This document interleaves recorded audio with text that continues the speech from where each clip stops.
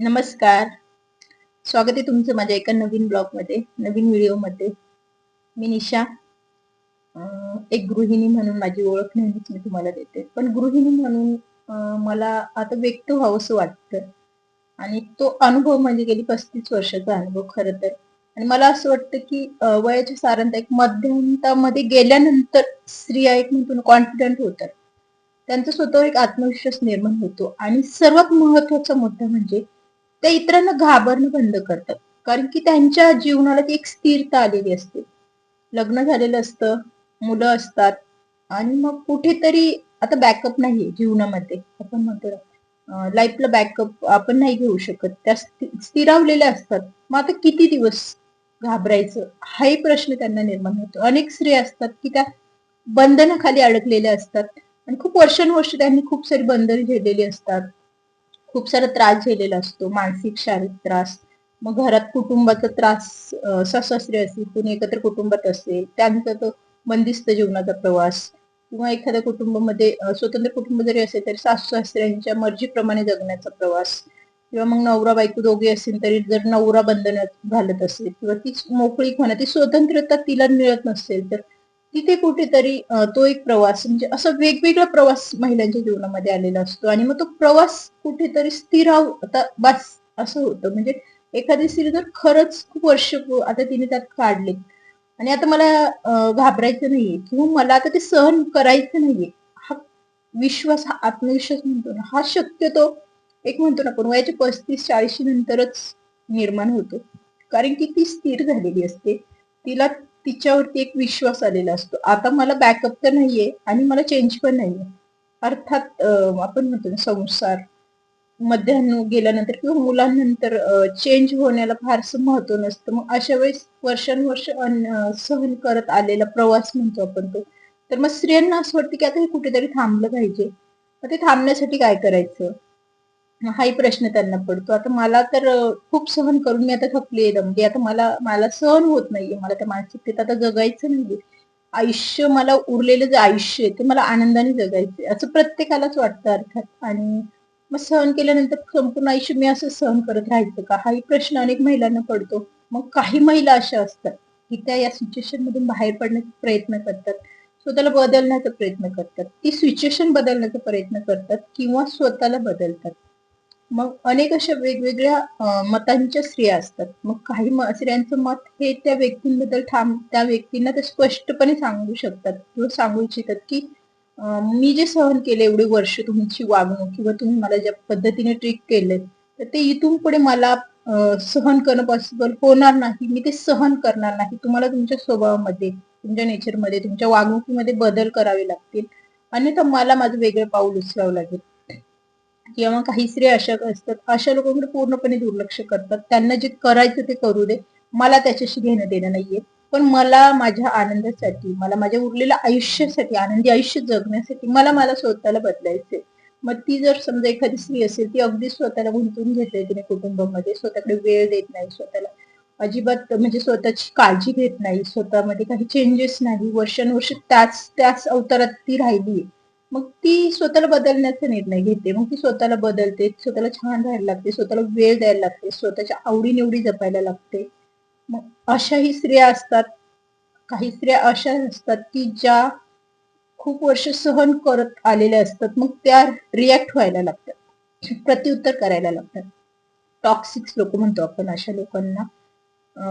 आपण म्हणतो ना तोंड द्यायला लागतात. त्यांच्या त्या सततच्या टॉक्सिक वागण्याला किंवा त्यांच्या सततच्या त्या त्रासाला आता बस कुठेतरी मला आता हे सहन करायचं नाहीये आणि मला आता विरोध करायचा आहे. त्याशिवाय मला पर्याय नाहीये. त्याशिवाय त्या लोकांना त्यांच्या चुकीची जाणीव होणार नाही. यासाठी काही महिला पावलं उचलतात. मग त्या महिला प्रत्युत्तर करायला लागतात. बोलायला लागतात, ठामपणे स्पष्ट व्हायला लागतात, की ह्या ज्या गोष्टी सुरू आहेत माझ्या बाबतीत, तुम्ही जे काही चुकीच्या गोष्टी करतायत, ते मला चालणार नाही यापुढे. मग त्या अशाही महिला स्वतःमध्ये बदल करून घेतात. एक स्वतःमध्ये कॉन्फिडंट होतात, स्वतःमध्ये कॉन्फिडंट निर्माण करतात. आणि अनेक अशा महिला असतात, की त्या इग्नोरच करतात. सगळ्यात जास्त महत्वाचा मुद्दा असतो, की इग्नोर करणे. अशा लोकांना इग्नोरच करायचं. पण बऱ्याचदा प्रश्न हा राहतो, की जे लोकं बाहेर असतात, बाहेरचे त्रास देणारे असतात, मग शेजारी असेल एखादे टॉक्सिक किंवा एखाद्या नातेसंबंधांमध्ये असतात. काही नातेवाईक असतात, अनेक असे वेगवेगळ्या प्रकारचे लोक जे टॉक्सिक असतात, त्यांचं सतत आपल्या आयुष्याकडे लक्ष असतं. आपण आपलं रेग्युलर लाईफ जगत असतो खरं तर, पण अशी काही लोक असतात की त्यांचं आपल्या जीवनाकडे लक्ष असतं आणि मग अशी लोक सतत कुठून ना कुठून आपल्या जीवनामध्ये काही ना काही आपल्याला म्हणतो ना त्रास देण्याचा प्रयत्न करतो थोडक्यात. तर मग अशा लोकांना इग्नोर करायला शिकता आलं पाहिजे आणि इग्नोर करतात बऱ्याचदा. असे बाहेरचे जे लोक असतात त्यांनी इग्नोर केलं ना, त्यांना आपल्यापर्यंत पोहोचू दिलं न देण्याचा मार्ग म्हणजे काय माहिती का, की ती लोक आपल्या जीवनामध्ये काय सुरू आहे हे अगदी खोदून खोदून जाणून घेण्याचा प्रयत्न करतात. मग त्यासाठी ते सर्वत्र फिरतात, गावभर आपल्या विषयीची माहिती घेण्यासाठी प्रयत्न करतात. मग आपली जी माहिती ती गुपित ठेवणं, आपल्या जीवनामध्ये चांगले वाईटच्या काही गोष्टी घडतात त्या गोष्टींना आपल्यापर्यंत ठेवणं, त्या कोणासोबतही शेअर न करणं, त्या लोकांपर्यंत पोहोचू न देणं, ही काळजी आपल्याला घ्यायची. मग इनडायरेक्टली अशा लोकांचा आपल्याला त्रास होत नाही. थोडक्यात काही इग्नोर करायचं. अशा लोकांच्या विचारातून आपण स्वतः तर बाहेर पडायचं, पण आपली ही माहिती या लोकांपर्यंत पोहोचणार नाही याची ही काळजी घ्यायची. तर असे अनेक प्रकारच्या मग महिला, मला असं वाटतं की एक 35-40 नंतरचा हा प्रवास असतो, ज्या बदलतात, स्वतः स्ट्रॉंग राहतात, स्वतःच अस्तित्वाची कुठेतरी त्यांना जाणीव व्हायला लागते. गमावलेलं अस्तित्व असतं. काही महिला लग्नाआधी त्या कॉन्फिडंट असतात, कोणी वर्कर असतात म्हणजे जॉब करणारे असतात, त्या कालांतराने काही म्हणजे लग्नानंतर त्यांना घरी राहावं लागतं, घरची जबाबदारी पडते, त्यात मध्ये देखील त्यांचा जो आत्मविश्वास असतो ना तो कमी झालेला असतो. खरं तर डेअरिंग जी स्वतःमध्ये असते ती कमी झालेली असते आणि मग त्या कुठेतरी हळूहळू या सगळ्या परिस्थितीतून गेल्यानंतर मग काही कालानंतर त्यांना त्याची जाणीव होते. मुलं जेव्हा मोठी व्हायला लागतात, मुलांना घडवण्यासाठी जो आत्मविश्वास त्यांच्यामध्ये बिल्ड करायचा आहे, मुलांना कशा पद्धतीने आपल्याला आपली मुलं कशी स्ट्रॉंग राहतील, आपली मुलं कशी आत्मविश्वासाने जगतील, त्यांना एक लढण्याची ताकद त्यांच्यामध्ये निर्माण करायची, त्यासाठी एक आई म्हणून ती तयार झालेली असते. आणि तो आत्मविश्वास मग तिला आधी स्वतःमध्ये निर्माण करायचा असतो की मीच जर अशी आहे त्या सिच्युएशनला, आहे त्या परिस्थितीला ऍडजस्ट करत राहिले तर कदाचित माझी मुलं देखील तशीच परिस्थितीमधून किंवा तशा परिस्थिती माझ्या मुलांवर जर ओढवल्या तर माझ्या मुलांनीही कॉम्प्रोमाइज करायचे का, माझ्या मुलांनीही सहन करायचे का. तर या सगळ्या प्रश्नांना तिला उत्तरं द्यायची असतात आणि मग या सगळ्या प्रश्नांना खोडून काढण्यासाठी तिला स्वतःमध्ये बदल करणं गरजेचं असतं. का तर तिला तिच्या मुलांना एक कॉन्फिडंट व्यक्ती म्हणा किंवा धैर्यवान व्यक्ती, त्या मुलांना जीवनामध्ये येणाऱ्या अडचणींना सामोरे जाण्यासाठी एक सामर्थ्य मुलांमध्ये निर्माण व्हावं असं तिला वाटतं आणि त्यामुळे ती स्वतःमध्ये बदल करते, स्वतःला इतकी स्ट्रॉंग दाखवते. म्हणून म्हणतात ना की मुलं झाल्यानंतर एक महिला बदलते किंवा मुलांच्या वाढीनं ठराविक वयामध्ये आल्यानंतर हा बदल चेंजेस खूप होतो. तसं माझ्यामध्येही मला असं वाटतं की अर्थातच झालेला आहे. काही काळापूर्वी मीही खूप लोकांचे टॉक्सिक लोक म्हणजे जीवनामध्ये त्रासदायक लोक होते, त्यांचा विचार करून म्हणजे बऱ्याचदा असं व्हायचं की गप्प राहणं, प्रत्युत्तर न करणं, इग्नोर करणं. पण काही लोक अशी असतात, इग्नोर करणं हा सगळ्यात बेस्ट ऑप्शन आहे खरं तर. काही नाती जी असतात ना ती आपल्याला इच्छा नसतानाही जोडून ठेवावी लागतात. त्यांच्याशी आपल्याला काही देणं घेणं नसतं, पण ती नाती आयुष्यभरासाठी आपल्याला, ती म्हणतो ना आपण, सोबती ठेवायचीच असतात.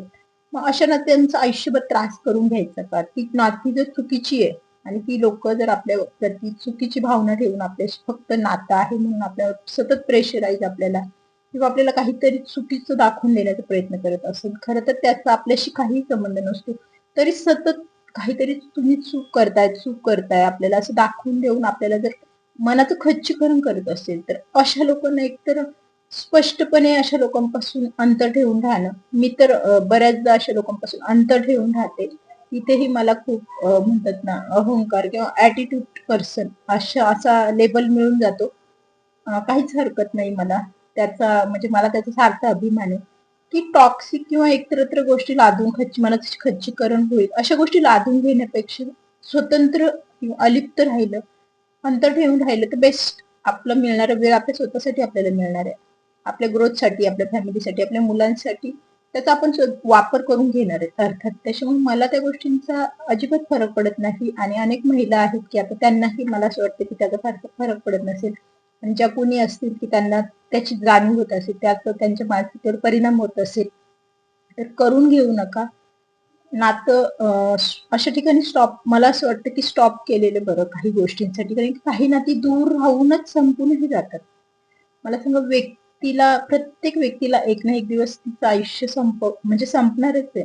प्रत्येकाला आपण म्हणतो जन्म आणि मृत्यू या दोन गोष्टी जीवनामध्ये प्रत्येकाच्या लिहिलेल्या. जसं जन्म आहे तसा मृत्यू पण आहे. प्रत्येकाच्या जीवनातून एक ना एक दिवस जायचं आहे. मला सांगा, मुलं मुली आता शहरामध्ये अनेक कुटुंबांमध्ये प्रॉब्लेम क्रिएट झालेले आहे. प्रत्येक कुटुंबामध्ये काही ना काही प्रॉब्लेम्स असतात.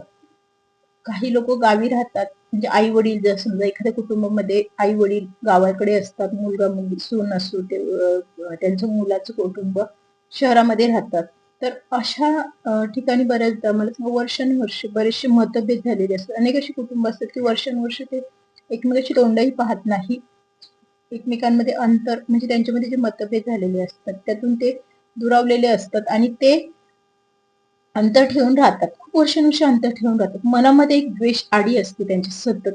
मानसिक त्रास जो असतो तो सुरूच असतो सतत त्या विचारात. म्हणजे ते तसे वागले आणि म्हणजे एकमेकांना आरोप प्रत्यारोप करणं, ते प्रत्येक जण स्वतःला बरोबर सिद्ध करत राहणं, त्यामध्येच ते संपूर्ण आयुष्य वाया घालवतात.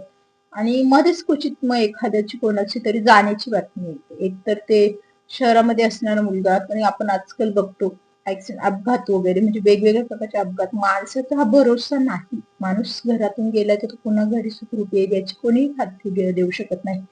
घरात राहणार सुद्धा सेफ नाही. आज एवढे सारे आजार अटॅक असतात, अनेक म्हणजे अचानक येणारा मृत्यू हा कोणीही अटळ येतो, तो अडवू शकत नाही, थांबवू शकत नाही. मग अशा सिच्युएशन मध्ये व्यक्ती निघूनही जाते. आणि मग मला सांगा, त्यातही तो मग त्यानंतर येणारी भावना किंवा त्यानंतर येणारा पश्चाताप, या गोष्टींना काही अर्थ राहतो का जीवनामध्ये? तर नाही राहत मला असं वाटतं. पण माणसाचा अहंकार नात्यांपेक्षा, अर्थातच अनेक नाती आहे जीवनामध्ये ती अहंकारानेच तुटलीत. मला असं वाटतं की अहंकाराने दुरावलीत आणि नात्यांपेक्षा अनेक लोक अहंकाराला धरून बसलेत.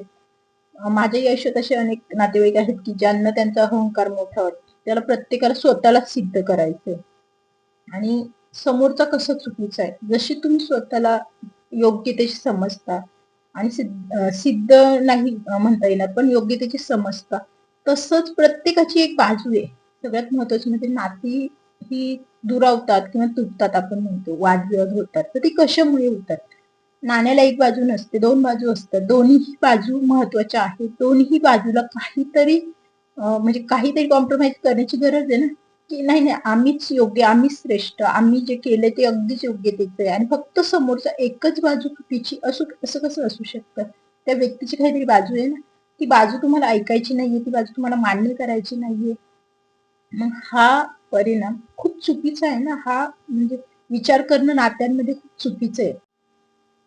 तर असं नात्यांमध्ये चुकीचा विचार करणं किंवा मतभेद जेव्हा निर्माण होतात दोघांमध्ये, दोन व्यक्तींमध्ये असो, दोन नातेसंबंधांमध्ये असो, तर अशा ह्या मतभेदामध्ये दोन बाजू समजून घेणं खूप महत्वाचं आहे. तरच कदाचित त्या म्हणतो आपण ती नाती, आपण म्हणतो दुरावलेली नाती असो, ती कधी ना कधी एक होतात. पण त्या एक होण्याला दोन्ही बाजू समजून घेणं हे महत्वाचं आहे. अनेक नात्यांमध्ये दुसऱ्या बाजूला महत्वच नाहीये, दुसरा सतत चुकीचा आहे आणि ते नातं खालचं असतं. थोडक्यात म्हणजे खालच्या नातं म्हणजे कसं, आपल्या समाजामध्ये पहा, सासू सासरे आणि सून ह्यांच्यामध्ये दुरावलेलं नातं, ह्याच्यामध्ये सुनेचं नात्याला कमी दर्जा दिला जातो. ती सून आहे, आम्ही सासू सासरे.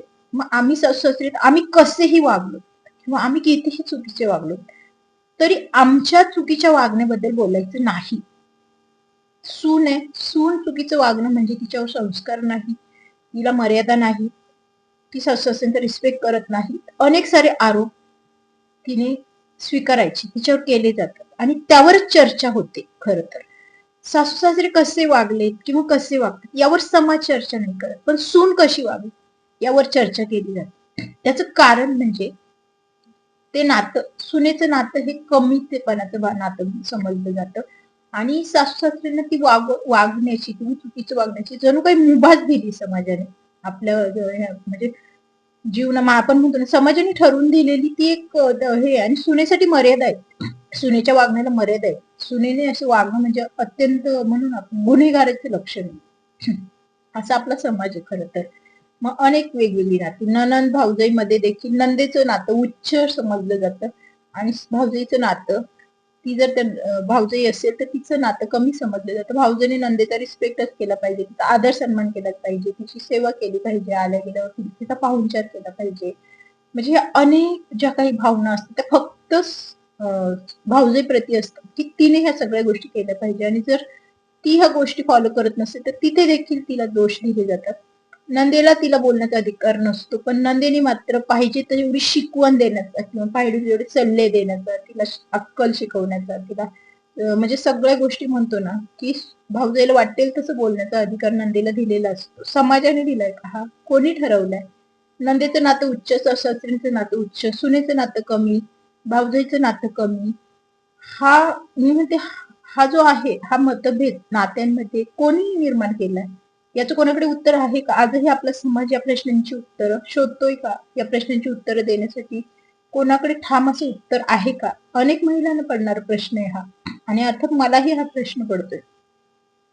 नंदेचं म्हणजे एक मुलगी लग्न करून जाते, तिथे तिचं नातं खालीच का राहतं? खालच्या स्तरावरच का मानलं जातं? ती त्या घरची सून आहे, तिने ते सहन केलं पाहिजे, तिने ते मानलंच पाहिजे, तिने ते मान्यच केलं पाहिजे. ती तिची भाऊजाई आहे, तिने कमीपणाची भावना घेतलीच पाहिजे. म्हणजे अनेक जी काही नाती असतात ती त्या सुनेवरतीच येऊन का थांबतात? खालचा दर्जा तिला का दिला जातो? आणि ह्याची भावना म्हणतो आपण कर्तृत्वाची भावना. जेव्हा कर्तृत्व येतं, मान सन्मान येतो, त्यावेळेस मात्र तिचं स्थान तेव्हाही कमीच असतं. सगळ्या गोष्टींसाठी कर्तव्य दक्ष पाहिजे असणारी सून तुम्हाला जेव्हा मान सन्मानाची वेळ येते किंवा काही गोष्टी निर्णयाची वेळ येते त्यावेळेस तिला व्हॅल्यू नसते. अशा नात्यांमध्ये तिला व्हॅल्यू नसते. तिला काय विचारायचं? ती कोण महत्वाची एवढी? मग अशा वेळेस त्या सासू सासऱ्यांना मुलगा इम्पॉर्टंट असतो. जे काय आहे फक्त मुलगा आम्ही बघून घेऊ. आणि जे काय आहे मुलगी जी नणंद असते तिचंही म्हणणं असतं तिला काय विचारायचं? ती बाहेरून आलेली, तिच्यावरती काय निर्णय घ्यायची? ती मालकीण आहे का? दादा किंवा आपण म्हणतो त्यांचा भाऊ, जो कोणी दादा भाऊ जे काही तुम्ही मानत असाल ते भाऊन आई वडील पाहून घेते. अशा वेळेस मात्र भाऊजाई कुठेच नसते. भाऊजाई फक्त कर्तव्यालाच असते का? प्रश्न पडतात अनेक महिलांना. मग म्हणून ही नाती दुरावतात. खरं सांगायचं तर नात्यांमध्ये दोन बाजू समतोल, नात्यांचा समतोल हा गरजेचा असतो ना. दोन्ही बाजू महत्वाच्या असतात. अनेक नात्यांमध्ये मतभेद भेदभाव केले जातात. आणि कुटुंबांमध्ये तर खरं सांगायचं म्हणजे एक अशी म्हणजे एक श्रीमंत घरातली गरीब घरातली जर मुलगी असेल, सून म्हणून जर आलेली असेल ना, तर श्रीमंत घरातून आलेली मुलगी जी असते ना तिच्या पुढे अक्षरशः सगळ्या गोष्टी सहज उपलब्ध असतात तिच्यासाठी. सगळी स्वतंत्रता तिला दिलेली असते, तिच्या सुख सुविधांची सोय केली असते. का तर तिने श्रीमंत कुटुंबात जन्म घेतलाय, तिच्या आई वडिलांकडे तिच्या सुख सुविधा होत्या, म्हणून मग तिला इथे पण सुख सुविधा द्यायच्या. अर्थात हा तुम्ही भाव निर्माण करताय एक सासर म्हणून, चांगली गोष्ट आहे, अगदी आनंदाची गोष्ट आहे. आणि हा करावा, मी म्हणते प्रत्येक सासरी मुलीला जर असं मिळत असेल तर करावं, अर्थातच करावं. तिच्या मर्जीप्रमाणे निर्णय घ्यायचा ही घरामध्ये जर निर्णय क्षमता तुमच्यामध्ये निर्माण होत असेल, ती किती काही ठरवेल आणि तुम्ही ते तशा प्रकारे निर्णय घेत असाल, तिच्या मर्जीने काही गोष्टी घरामध्ये बदलत असाल तर ही खूप आनंदाची गोष्ट आहे. पण त्यामध्ये तुम्ही तुमच्याच घरामध्ये गरीब कुटुंबातून आलेली सून, दोघींचा दर्जा समान आहे ना. तुमच्या कुटुंबात ती कोणत्या कुटुंबातून आली किंवा कोणत्या जातीतून आली हा मुद्दाच नाहीये. दोघीही सुनांचा जो दर्जा आहे तो तुमच्या घरासाठी एकच आहे. दोघीही सुना आहेत. दोन मुलं जी तुम्ही जन्म दिला दोन्ही मुलांना, दोन्ही मुलांना जन्म देताना होणारा आईला त्रास, त्यानंतर दोन्ही मुलांना मोठं करण्यासाठी आई वडिलांचे लागणारे कष्ट, आई वडिलांना लागणारी मेहनत ही समानच आहे ना. दोघांनीही दोन्ही मुलांसाठी समानतेचा आपण म्हणतो वागणूक दिलेली. मग दोन सुनांसाठी तुमच्या घरामध्ये वेगळी वागणूक का होते? अनेक कुटुंबांमध्ये अशाच भेदभाव निर्माण होतो की श्रीमंत घरातून आलेली सुनेला तिच्या मर्जीप्रमाणे राहायला दिलं जातं, वागणूक दिली जाते. गरीब कुटुंबातून आलेल्या मुलीला तिच्या आई वडिलांकडे कोणी नाही, तिला आधार नाही. कदाचित अनेक अशा गोष्टी असतात की कदाचित त्यामुळे तिला त्रास होत असेल, मग तिला मर्जी तिची राखली जात नाही. तिला फक्त कामासाठी गृहीत केलं जातं. गरीब कुटुंबातून आणली, गरीब घरातून आली, करून निघेल म्हणजे तिला भावना नाही का? प्रत्येक मुलगी गरीब कुटुंबात वाढली मग तिने आयुष्यभर करतच राहायचं का? कष्टच करायचे का? तुम्ही म्हणेल तसं वागायचं का? गरीब घरातून आली, आम्ही तुला करून आणलंय, मग तू आमच्या मर्जीप्रमाणे राहिलं पाहिजे. तुला आम्ही गरीब म्हणून केले तर तुझ्यावर आम्ही खूप मोठे उपकार केले, अशी भावना तुम्ही त्या मुलीला निर्माण करून देताय, तिला बोलून दाखवताय. मग काही मुली जर स्वाभिमानी असतील तर तशा मुली तसं सहन करणार आहेत का? हा मतभेद, हा भेदभाव त्यांनी का सहन करायचा? नाही करू शकत. मग अशी नाती सुद्धा दुरावली जातात.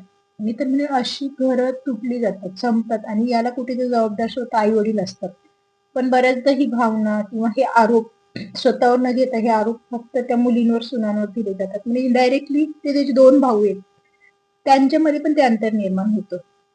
खरं तर त्यांचा ह्याच्यामध्ये काही रोल नसतो, त्यांच्यामध्ये अंतर निर्माण करायचं किंवा कुटुंब विभक्त होण्याचाही काही परिणाम नसतो. पण आई वडिलांच्या ह्या दुजाभावामुळे दोन भाऊ वेगळे होतात, कुटुंब विभक्त होतं, एक द्वेषाची भावना निर्माण होते. अर्थात होणार ना, समानतेचा धडा तुम्ही जर घरामध्ये निर्माण केला असता तर घरही एकोपाला जाणार होतं.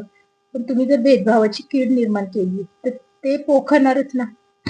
अशी घरं पोखरणारच. जिथे भेदभाव नावाच्या कीड आपण म्हणतो लागली जाते, तिथे घर पोखरलं जातं. तिथे एकोपा निर्माण नाही होऊ शकत. तर असे कुटुंब अनेक आज समाजामध्ये आहेत की दोघींमध्ये भेदभाव करणारे कुटुंब आहेत. मग मला असं म्हणायचं की अनेक अशा स्त्रिया आहेत की त्या मग स्वतःच्या स्वाभिमानाला जपतात. मग अशा या कुटुंबांपासून विभक्त राहतात, तरी देखील इनडायरेक्टली आपण म्हणतो दूर राहून देखील अशा मुलींना त्रास दिला जातो, अशा मुलींना दोष दिले जातात.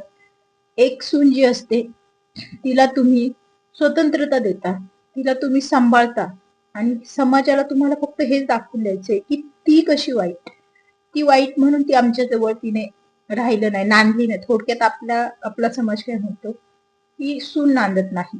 काही कुटुंबामध्ये जर एखादी सून नांदली नाही आणि विभक्त जाऊन राहिली किंवा डिवोर्स घेतला, माहेरी जाऊन राहिली, तर अशा वेळेस त्या सासू सासऱ्यांवरती आरोप, म्हणजे आपण म्हणतो ना एक असं म्हणतात ना की आम्हाला बोल लागले, यांची सून नांदत नाही, मग ह्यांचा काहीतरी दोष आहे, ह्यांनी काहीतरी तिला सासूरस केलाय, त्रास दिलाय, म्हणून ह्यांची सून यांच्याकडे नांदत नाही.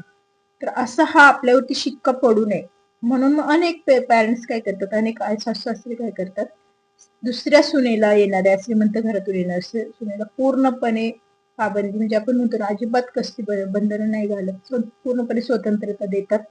आणि त्याचा इनडायरेक्ट परिणाम त्या पहिल्या सुनावर होतो, जिने त्या घरात त्रास काढलेला असतो. आणि अशा वेळी जेव्हा ती सून या गोष्टी बोलून दाखवायचा प्रयत्न करते की आता तुम्ही माझ्या वेळी ज्या गोष्टी केल्या त्या गोष्टींसाठी मी जेव्हा विरोध केला, त्या गोष्टी बदलण्यासाठी म्हणजे खूप सारे प्रयत्नही केले, पण त्यावेळेस तुम्हाला ते प्रयत्न चुकीचे वाटत होते.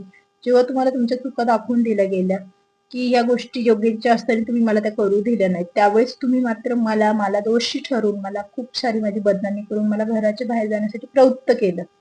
आणि आता मात्र तुमच्या दुसऱ्या सुनेसाठी तुम्हाला सगळ्या गोष्टी जमतात, सगळ्या गोष्टी तिचे म्हणे तशा चालतात, अगदी ती बेस्ट होती करणारी, तिच्यापेक्षा हिने कसंही केलं तरी तुम्हाला ते मान्य आहे.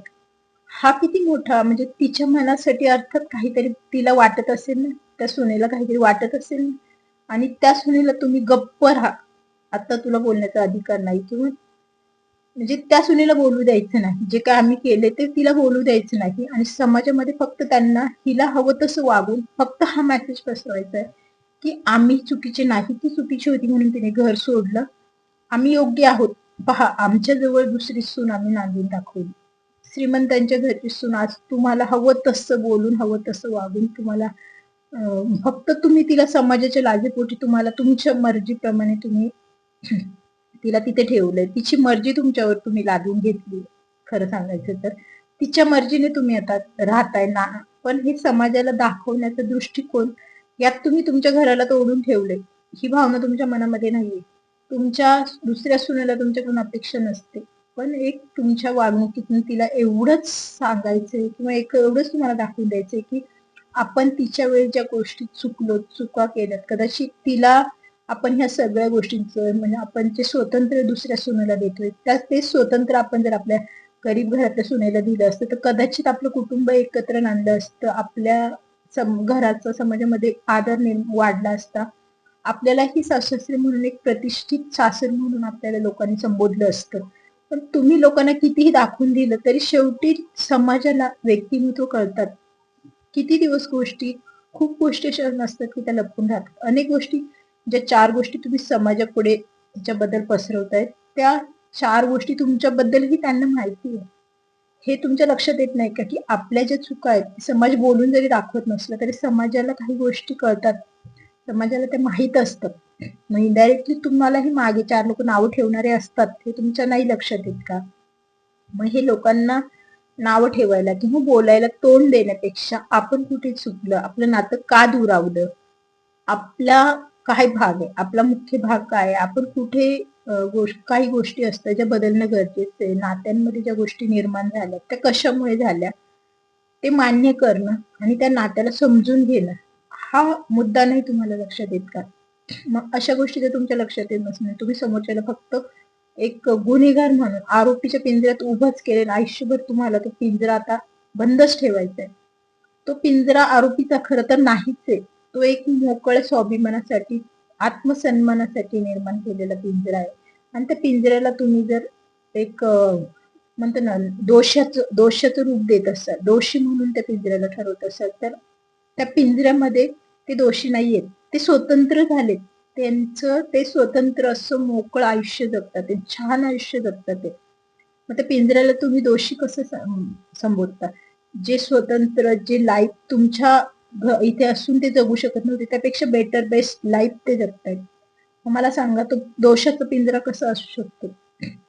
एखाद्या व्यक्तीला जर दोषी ठरवलं गेलं, तर त्या व्यक्तीसाठी जो पिंजरा, तुरुंग किंवा एखादी आपण म्हणतो शिक्षा होते, त्या शिक्षेच्या ठिकाणी त्या व्यक्तीचे होणारे हाल, यावरून ती व्यक्ती किती दोषी आहे, त्या व्यक्तीला मिळणारी जी शिक्षा असते त्यावरून ती व्यक्ती किती दोषी आहे ना, हे ठरवलं जातं.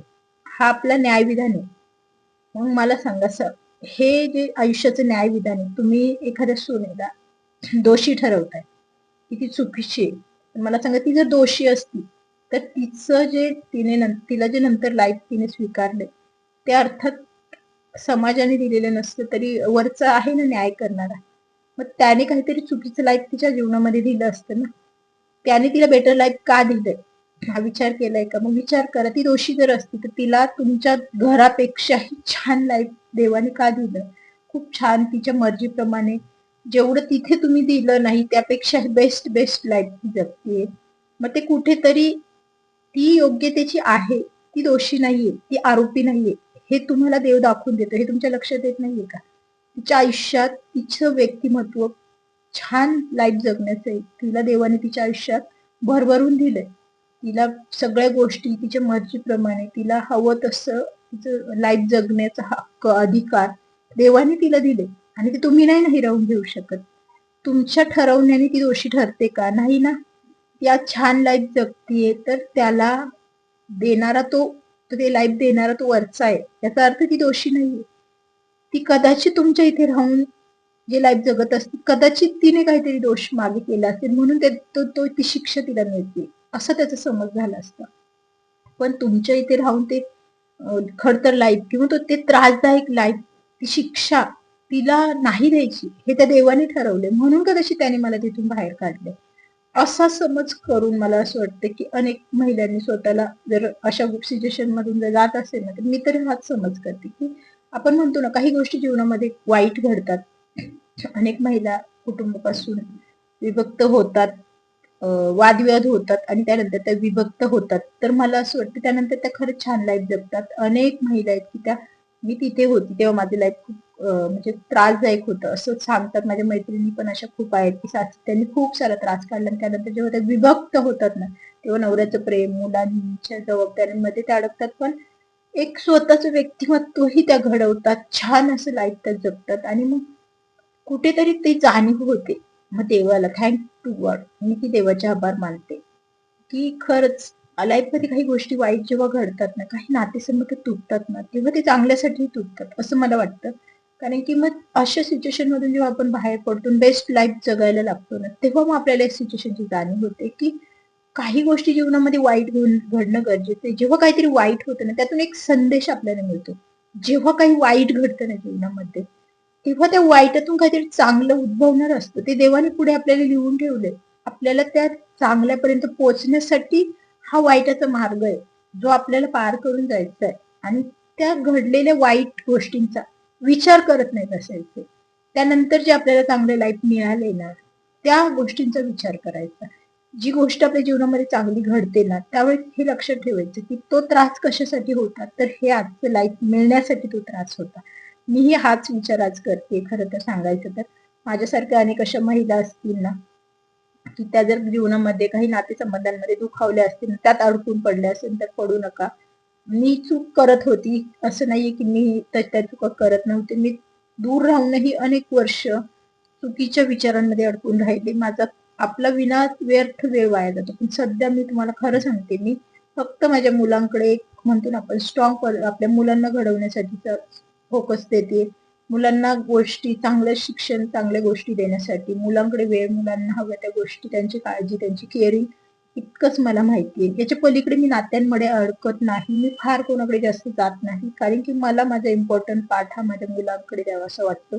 आणि ह्या मध्यंतरावरती आल्यानंतर तुम्हाला खरं सांगते, मला या गोष्टीची अगदी म्हणजे मी म्हणते ना, मी एक कॉन्फिडंट झाले की आता मला फरक नाही पडत माझ्याबद्दल कोण काय बोलतं, समाज काय बोलतो, शेजारी काय बोलतात. मी कोणामध्ये फारशी मिसळत नाही. बायका चर्चा करतात, आजूबाजूच्या बायका चर्चा करतात, समाज, सोसायटी चर्चा करते, करू दे, तो त्यांचा प्रॉब्लेम आहे. मला जायचं नाही, मला चर्चेमध्ये सामील व्हायचं नाही.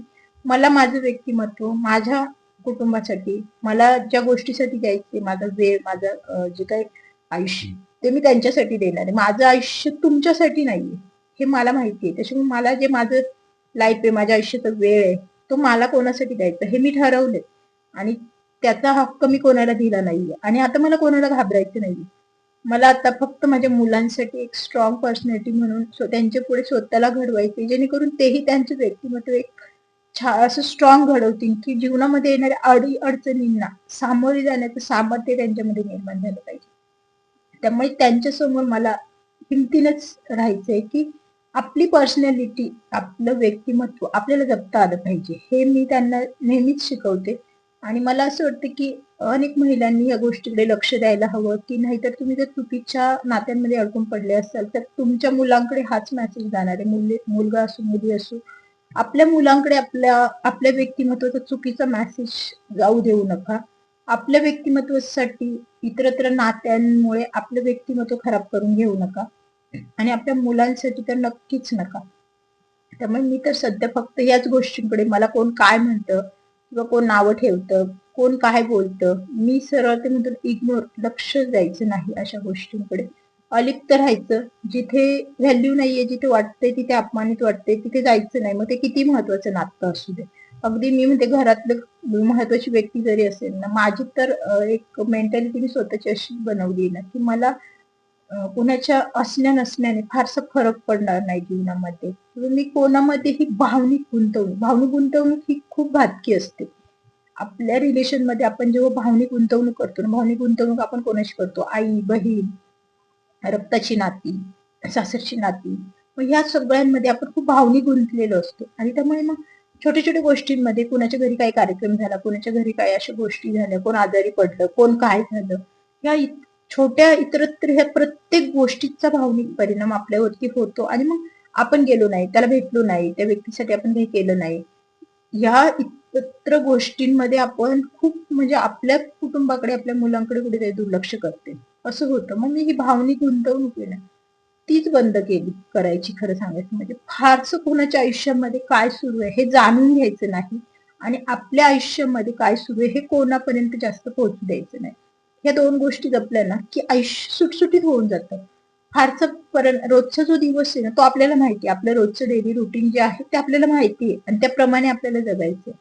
आणि त्याप्रमाणे आपण जगलो ना, फारसं इतरत्र आपण म्हणतो गोष्टींची इन्व्हॉल्वमेंट, नात्यांची भावनिक गुंतवणूक करून नाही घेतली ना, की आपण आपले डेली रुटीन योग्यरित्या आपण म्हणतो ना आपण घालवतो, आणि योग्यरित्या त्या पद्धतीने आपण आपले जीवन जगतो. तर मग अशा ह्या गोष्टी, अनेक गोष्टी मी मध्यांकावर आलेली शिकली. माझ्यासारख्या अशा किती एक महिला आहेत, की ज्या या अनुभवातून आल्यात आणि आता ते खरंच बदलू इच्छितात, किंवा एक स्वतःला असं आता बस आता मला सहन नाही करायचंय, किंवा मला आता कोणाचं काही म्हणणं लादून नाही घ्यायचंय. मला काय हवंय, मला काय वाटतं, मला जे वाटतं ते मला करायचंय, असं व्यक्तिमत्व बिल्ड करा. मग ते कधी कधी आपण म्हणत आपण प्रत्येक वेळी योग्यच असतो, किंवा आपण योग्य तेच पाऊल उचलणार, हे पण नाही. पण जरी चुकीच्या गोष्टी जरी करायच्या असतील ना, किंवा एखादी गोष्ट आपल्याकडून चुकीची होणार आहे, पण तरी त्यासाठी निर्णय घेण्याची क्षमता आपल्यामध्ये निर्माण झाली पाहिजे. भीती नाही वाटली पाहिजे. एखादी गोष्ट करताना ती चुकली तर नवरा काय म्हणेल, सासरे किंवा समाज काय म्हणेल, मग आता ती गोष्ट आपल्याकडून जर चुकलीच तर ह्या एवढ्या गोष्टींचा विचार नाही करायचा. चुकली तर चुकली. हो, मला वाटलं त्यावेळेस करायची वाटली, मी केली.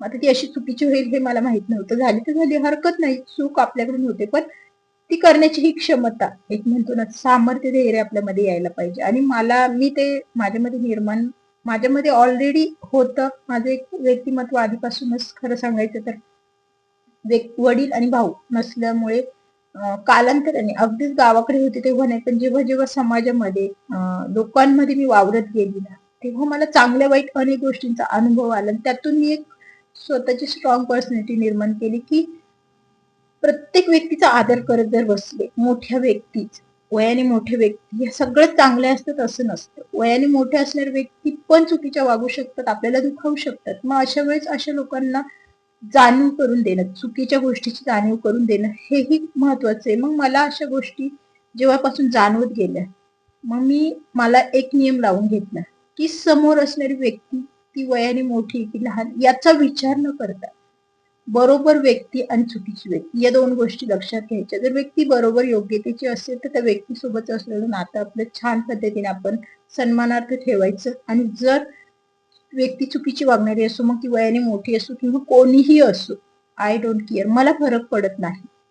मग त्या व्यक्तीला धैर्याने तोंड देणं, त्या व्यक्तीच्या चुकीची जाणीव करून देणं, या भावनेने मी स्वतःला बिल्ड केलंय. मग आता मला इथे कुठेतरी माझ्या स्वभावावरती खूप बोट म्हणतो आपण, खूप असे रोष आरोप केले गेले, खूप साऱ्या गोष्टी, की मुलींनी सुनांनी सहन करायचं असतं, प्रत्युत्तर करायचं नसतं, बोलायचं नसतं, म्हणजे खूप साऱ्या गोष्टी मला माझ्या ह्या स्वतःच्या नात्यांमधून पण सल्ले आले. आई म्हणा, बहीण म्हणा, मेवणे म्हणा, सगळ्यांनी मला अगदी म्हणताना मला गप्प करण्याचा प्रयत्न केला, माझ्या व्यक्तिमत्वाला कुठेतरी संपवण्याचा प्रयत्न केला. अशा गोष्टी होतात अनेक मुलींना, पण त्या त्रासदायक असतात, की माझं ते व्यक्तिमत्व नाहीये, मग मी का बदलायचं? चुकीचं व्यक्तिमत्व आणि चुकीच्या गोष्टींसाठी लढणार व्यक्तिमत्व, ह्याच्यात फरक आहे ना. व्यक्तिमत्व चुकीचं असेल, की बाबा मला काहीतरी, मी जाणून बुजून काहीतरी चुकीच्या गोष्टी करते, अशा वेळेस तुम्ही मला सल्ले देताय, तर त्याची कदाचित कुठेतरी मला जाणीव होईल, त्या गोष्टी मी करणार नाही. पण चुकीच्या गोष्टींसाठी लढणारं व्यक्तिमत्व तुम्ही बदलण्याचा प्रयत्न करताय, हे कुठेतरी चुकीचं आहे. आणि ते नाही करायला पाहिजे. खरं तर मला करण्याचा प्रयत्न केला, त्याचा उद्देश म्हणजे एक काळजी होती थोडक्यात. आई म्हणा, बहीण म्हणा वगैरे, वडील नसल्यामुळे मागे कोणाचा आधार नाही, तर मग तो आधार नाही. मग काही सिच्युएशन अशी जीवनामध्ये आल्यानंतर तू स्वतः किंवा आपल्या मागे कोणी नाही, समजा सासरपासून तुटण्याची वेळ आली, ज्या काही गोष्टी असतात मुलींच्या आयुष्यात, आपण म्हणतो ना, बऱ्याच आईवडिलांना हाच असतो, की सासरच्यांनी टाकून दिलेली मुलगी, हा रोष लोकांचा सहन करायचा नसतो. तर अशा गोष्टी जीवनामध्ये होऊ नये, असे आरोप प्रत्यारोप होऊ नये, असे रोष मुलींवर ओढावू नये, आपल्या कुटुंबावर ओढावू नये, याची काळजी, किंवा ही एक म्हणतो ही काळजीच ती थोडक्यात आई वडिलांसाठी असणारी, आणि त्यासाठी मला त्या गोष्टींसाठी रोखलं जात होतं. पण व्यक्तिमत्व, मला असं वाटतं, की जर लढाऊ व्यक्तिमत्व असेल चुकीच्या गोष्टींसाठी, तर ते चुकीचं नसावं. ते फक्त काही कालानंतर जेव्हा आता मी ज्या स्टेजमध्ये आहे, म्हणजे ज्या सिच्युएशन मध्ये मी राहते ना, आता मला माझा असा अर्धा समाज आहे, अर्धे नातेवाईक आहेत, माझ्या माहेरचे म्हणा किंवा माझे परिचयाचे, अगदी त्यांच्यासाठी माझा डिसिजन, माझी वागणूक ही अगदी अभिमानास्पद आहे. त्या लोकांचं म्हणणं आहे, तू जे केलंस किंवा तू जे तुझ्या लाईफसाठी स्टँड घेतलास तो योग्यतेचा होता, खरंच तू धाडसी आहे, असे म्हणून मला प्रोत्साहित केलं जातं. ते लोक माझे आहेत. आणि काही लोक असे आहेत ज्यांना माझ्या ह्या धाडसाचं किंवा माझ्या ह्या व्यक्तिमत्वाचं म्हणा किंवा माझ्या वागणुकीचं, माझ्या निर्णयाचं, त्या लोकांना हे वाटतं, म्हणजे दोष वाटतं, की चुकीचं आहे हिचं जे वागणं आहे, म्हणजे ही स्वतःच्या व्यक्तिमत्वासाठी चुकीच्या गोष्टींसाठी हिचे जे लढाऊ प्रवृत्ती आहे, किंवा आपण म्हणतो ना, एखाद्या गोष्टीसाठी विरोध करणं, ती गोष्ट चुकीची, मला नाही पटत. एखाद्या कुटुंबामध्ये एखाद्या व्यक्तीवर अन्याय होतोय तर ती चुकीची मला नाही पडत.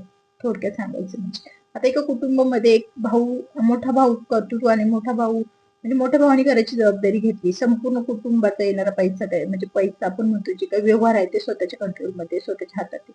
व्यवहार गोष्ट वेगळी, तुम्ही कंट्रोलमध्ये, पण व्यक्तिमत्व ही गोष्ट वेगळी आहे. प्रत्येक व्यक्तीला त्याच्या मताचा आदर किंवा मताचं मत आहे ना, तुम्ही त्या व्यक्तींच्या मतावरच कंट्रोल करताय.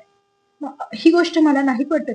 तुम्ही सर्वत्र कुटुंबाचा पैसा कंट्रोलमध्ये ठेवताय, स्वतःच्या हातामध्ये ठेवताय, स्वतः हवे तसे खर्च करून निर्णय घेताय.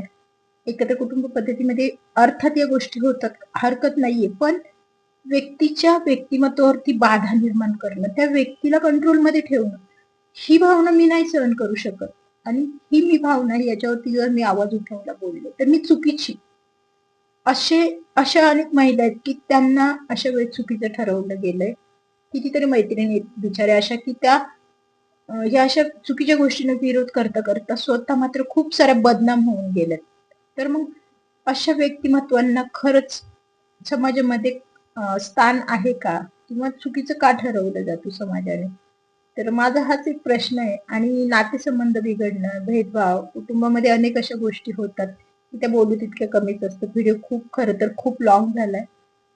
फार म्हणजे मला असं वाटतं आता इथे थांबलेलंच बरं, कारण की चर्चा करू तेवढंच कमी आहे. आणि मी नेहमीच आता इथून पुढे मला मिळेल तसा वेळ मी माझ्या चॅनल मार्फत व्यक्त होण्याचा प्रयत्न करणार आहे. आणि अशीच मी एक वयाच्या 35 नंतर म्हणतो 35 ओलांडल्यानंतर येणारा कॉन्फिडन्स जो असतो, मला आता फरक पडत नाही. मला लोक काय म्हणतात, समाज काय म्हणतो, नातेवाईक काय म्हणतात, मला आता फरक पडत नाही. मला पडून घ्यायचं नाही. असं व्यक्तिमत्व तुम्हीही स्वतःमध्ये बिल्ड करा. प्रत्येक स्त्रीने हे गरजेचं आहे. तेव्हाच ती स्वतःसाठी जगू शकेल, मुलांसाठी, कुटुंबासाठी जगू शकेल असं मला वाटतं. आत्मविश्वास स्वतःमध्ये निर्माण करा, आणि तो गरजेचा आहे आपल्या मुलांना धाडसी बनवण्यासाठी. या जगामध्ये जर मुलांना धाडसी बनायचे तर आधी स्वतःला धाडसी ठेवणं गरजेचं आहे असं मला वाटतं. तर तो प्रयत्न मी देखील करतेय आणि तुम्हीही करा. आजच्या व्हिडिओमध्ये एवढंच. व्हिडिओ जर आवडला असेल तर व्हिडिओला एक लाईक करा. चॅनलवर नवीन असाल तर थॉट्स या चॅनलला सबस्क्राईब करा. पुन्हा तसं एखादा नातेसंबंध म्हणा, सामाजिक वेगवेगळ्या विषयावरती आपण बोलतो, तर माझे काही स्पीचचे पण व्हिडिओ असतात, ते पण तुम्ही बघत चला. कारण की प्रत्येक वेळ मिळणारा हा फेस टू फेस व्हिडिओ बनवण्यासाठी मिळेलच असं नसतं. काही व्हिडिओ मी एडिटिंग हे माझ्या इतरत्र वेळेमध्येही करते, त्यामुळे तिथे फक्त स्पीच ऍड ऑन केलेलं असतं, तर ते व्हिडिओ पण बघत चला आणि असंच मला सपोर्ट करा. भेटूया पुन्हा नवीन व्हिडिओला घेऊन. धन्यवाद.